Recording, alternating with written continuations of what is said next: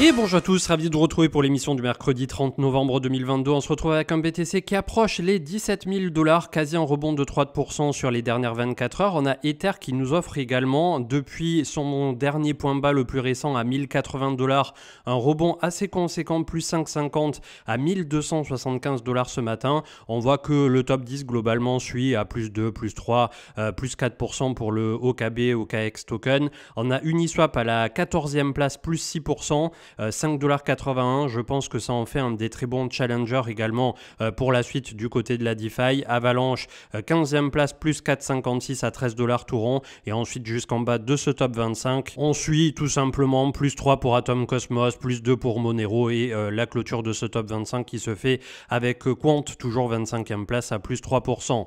Du côté du 4 heures, donc c'est le range qui est parfaitement joué pour le moment. On arrive sur la zone médiane autour de 17 000 $. Attention au ralentissement. On pourrait pousser effectivement si jamais on passe autour des 18 000 $ et on risque d'avoir cette volatilité qui continue un peu comme ça. On peut constater à cette occasion que les open interest sont plus bas que jamais, en tout cas ici du côté de ces graphiques qui représentent BitMEX. Crypto Fear & Greed 29 toujours dans la peur, mais plus l'extrême peur. Les ordres de marché ce matin 8h45 que j'enregistre l'émission, plutôt en recherche d'achat, mais on voit que les murs ici se font de plus en plus rares et c'est peut-être aussi consécutif à cette période de désintérêt, de désengagement en tout cas de toutes les parties, peu importe qu'elles soient institutionnelles ou particulières, vis-à-vis du marché crypto qui se laisse un peu mourir ou vivoter selon comment on regarde la situation. 17 000 $ donc qui nous approche des premières zones de liquidité au nord entre 17 500 et 18 500 globalement. Ensuite, comme vous le savez, les grosses zones de travail, ça sera plutôt 20 500 suivi de 23 500 à 24 500 jusqu'à 28 500 si jamais on avait un premier trimestre 2023 qui s'avérait être heureux. Ça ferait un bon petit rallye haussier tout ça. Au sud, comme on a évoqué les targets baissières ces derniers jours encore, on irait plutôt taper dans cette énorme motte ici, si je peux me permettre, à 15 500 jusqu'à 12 500. Donc c'est pour ça souvent qu'on dit entre 12 et 14 pour essayer d'appuyer un point bas. Ça serait voilà une zone qui serait plutôt pertinente. On avait deux petites infos donc qui sont parues ce matin, toujours autour des liquidations inhérentes à ce qui s'est déroulé autour de FTX. Avec Coins.fr, c'était Bloomberg qui mettait en avant que plusieurs groupes de créanciers de Genesis travaillent actuellement avec des avocats spécialisés en restructuration afin de trouver une solution pour éviter un haut courtier crypto de déposer le bilan et ça serait donc dans un premier temps 1 milliard, mais ça pourrait là aussi aller jusqu'à plusieurs milliards. On avait CryptoGoku toujours sur ce même pont-là qui nous parlait de BlockFi qui a 355 millions de dollars d'actifs numériques gelés sur FTX. FTX qui était eux-mêmes censés être le sauveur de BlockFi, il leur avait accordé 275 millions plus tôt cette année et désormais ils avaient BlockFi en tant que filiale 671 millions de prêts en cours qui reviennent par défaut à Alameda, la société jumelle, le market maker de FTX qui là aussi on l'a vu parier allègrement contre ses clients. Mais est-ce que c'était bien surprenant d'apprendre tout ça quand on voit comment a été menée l'affaire FTX? Je ne crois pas. Watcher Guru qui mettait en avant, c'est un peu la breaking news du jour avec les votes au niveau du Brésil d'un point de vue de la loi qui reconnaîtrait Bitcoin en tant que moyen de paiement.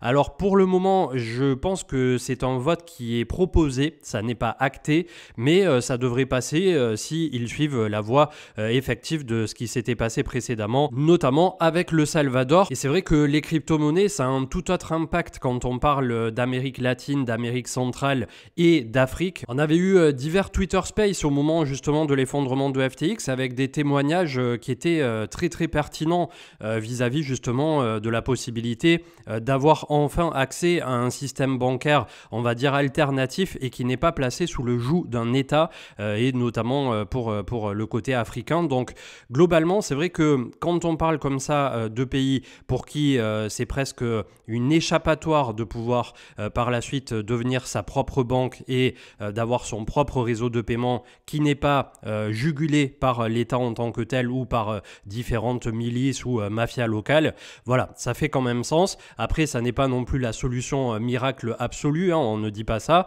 mais ça fait sens par rapport à ce genre de population.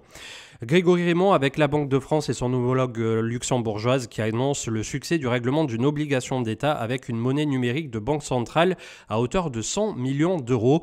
Goldman Sachs, Santander et Société Générale sont dans l'opération. Willy Woo qui nous mettait en avant au niveau du Bitcoin Price Model le CVDD qui mesure en gros l'âge d'achat d'un Bitcoin par rapport à la value au travers du temps. Et là aussi, historiquement, nous sommes sur un prix qui est extrêmement bas et qui n'est pas sans rappeler les différents points bas précédents. Alors, c'est pas pour envoyer de l'opium ou dire ça y est, c'est le moment de faire des all-in ou quoi que ce soit sur le marché crypto, loin de là. Ça n'a jamais été le discours de la chaîne et ça ne le sera jamais.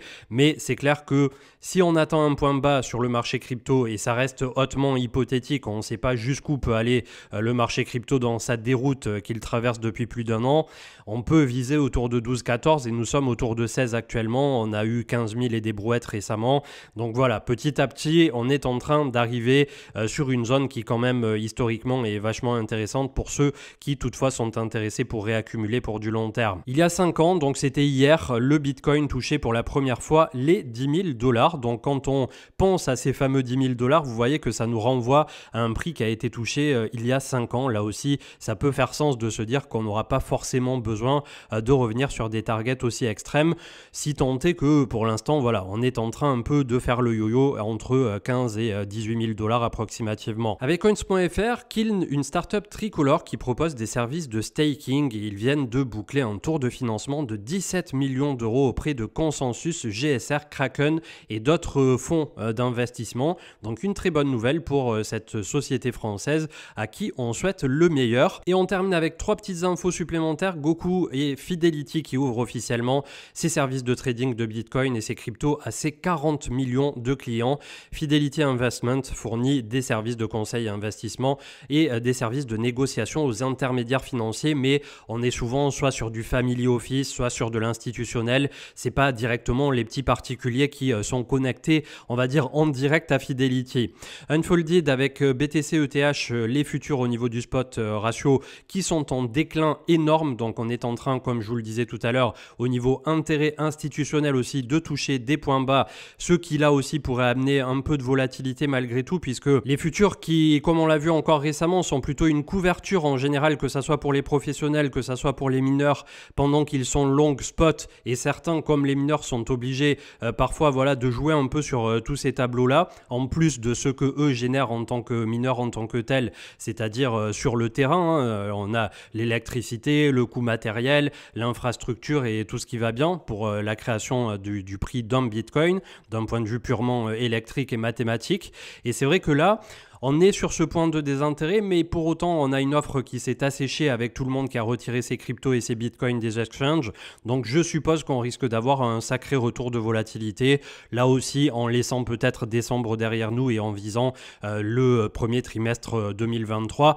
Je prends aussi toujours pour exemple que historiquement, le printemps pour les marchés, que ça soit US ou crypto, ont été régulièrement des zones qui étaient plutôt positives en termes de volatilité là aussi. Le Consumer Confidence, et on terminera là-dessus pour les news, Game of Trade, qui donc en gros la confiance des particuliers qui est en train de chuter littéralement. On atteint le 3e point le plus haut de perte de confiance depuis 1990. Ce qui là aussi alimente très largement la thèse d'une perte de confiance, mais surtout d'un pessimisme latent assez énorme d'un point de vue, on va dire, des marchés et de la perception de ces derniers. Du côté de l'analyse technique, donc on reprend 810 milliards après avoir méché par 2 fois ici autour de 735 à 745 milliards. Pour rappel, 800 milliards quand on compare à la finance traditionnelle, ça reste un tout petit marché de niche encore aujourd'hui, bien que plus capitalisé que ce qu'on avait eu effectivement au crack Covid ici où on était à peine à 110 milliards et le point bas de 2018, je vous le rappelle, on était à 92 milliards. Donc en gros, on est quand même sur un ratio par rapport à l'ex-point bas qui continue de se développer positivement au travers du temps, c'est la bonne nouvelle pour nous. Du point de vue de ce qui s'est déroulé ici sur les 3 dernières semaines, on est en train d'essayer de commencer à construire un semblant de ce qui pourrait nous donner un rebond en direction des 870 au gros cluster ici intermédiaire des 940-935 milliards où nous attendent moyenne mobile 20 et moyenne mobile 200. Il n'y a que à la condition, on va dire obligatoire de reprise plus tard de ces 940 milliards et ensuite partir à l'assaut des 1150 que nous pourrons parler d'un début de retournement de polarité pour le marché crypto. Retournement de polarité, comme vous l'avez compris, qui sera définitivement entériné si un jour on reprend les 1170 à 1180 pour ne pas dire 1200 milliards tout rond pour nous donner des objectifs techniques qui sont un peu plus compréhensibles pour tout le monde. Le crypto total des alt 485 milliards lui est déjà plus avancé au contact de la moyenne mobile 200. On a la moyenne mobile 20 qui fera office de barrage à 550 et on a le pivot ensuite autour de 600 milliards. Donc là aussi la lecture technique, que ça soit pour un débutant ou pour un confirmé, elle est relativement simple à court terme. Il n'y a pas besoin de s'en rajouter des couches et des couches pour essayer de complexifier un marché qui est déjà suffisamment volatile et complexe. Au niveau du Bitcoin en tant que tel, c'est un peu la config du crypto total 1, donc incluant Bitcoin et altcoin. Il nous faudra reprendre dans un premier temps les 17 600, ensuite s'affranchir des 19 000 à 20 000 où nous attend la moyenne mobile 20 et la moyenne mobile 200 pour le BTC est autour de 24 200. Donc vous voyez qu'on a beaucoup de chemin à parcourir pour ne serait-ce que s'extirper de cette pente glissante sur laquelle nous sommes depuis pas mal de temps. Le marché américain qui continue de temporiser, il n'y a pas plus de ce côté-là. Le CAC 40 qui ouvre légèrement dans le vert. On a le gold qui continue lui aussi de nous faire un petit truc sympa ici. Après la triple touchette hebdo autour de 1620 dollars l'once, on est en train de consolider ici à 1750-1760 au-dessus de la moyenne mobile 200, au-dessus de la moyenne mobile 20. C'est une zone de polarité relativement importante pour le gold, je pense autour de 1750 et ensuite on a un haut de range qui est à 2076. Là aussi, je pense pas que le gold, mis à part si d'un seul coup il se passait un drame international, ait désormais suffisamment de jus dans le poireau pour immédiatement aller retitiller ses ex-ATH. Mais en tout cas, c'est intéressant, comme je vous le dis régulièrement ces temps-ci, d'avoir une vision à 360 degrés de ce qui se déroule sur tous les marchés. Ethereum en tant que tel, donc, il nous reprend 200 $ par rapport à la double touchette récente à 1080. Là aussi, cluster extrêmement dur, moyenne mobile 200 à 1330, moyenne mobile 20 autour de 1450. On a tout cet imbroglio qui a en plus fait office de barrage avec l'ex-ATH sous lequel on est passé une fois de plus. Après, d'un point de vue purement chartiste, on est en train de se construire dans un petit triangle comme ça, un petit fanion qui malheureusement vient du nord, c'est-à-dire en général, on continue dans le sens de la descente, on fait des marches en escalier. Donc vraiment, si on voulait renverser la polarité pour Ether, ça se passerait par la suite dans un premier temps au-dessus de 1450 et ensuite le jour où on reprendra les quasi 2000 $. Donc vous voyez que là aussi, on a encore probablement de beaux mois, voire de beaux trimestres devant nous et c'est pour ça qu'à minima, comme je vous le dis régulièrement, on devrait viser ce premier trimestre, voire semestre 2023. DXY pour le dollar statu quo depuis qu'il a touché ici par deux fois les 105.3, ça a l'air de temporiser aussi pour la monnaie américaine, mais pas que, puisque c'est presque devenu la monnaie du monde aujourd'hui, en tout cas la monnaie dominante. BTCD 40% statu quo pour le ratio altcoin Bitcoin. Je passe pas plus d'alt aujourd'hui puisque malgré quelques performances, j'ai vu quelques low cap notamment comme One contre le Bitcoin qui a repris 30-40%.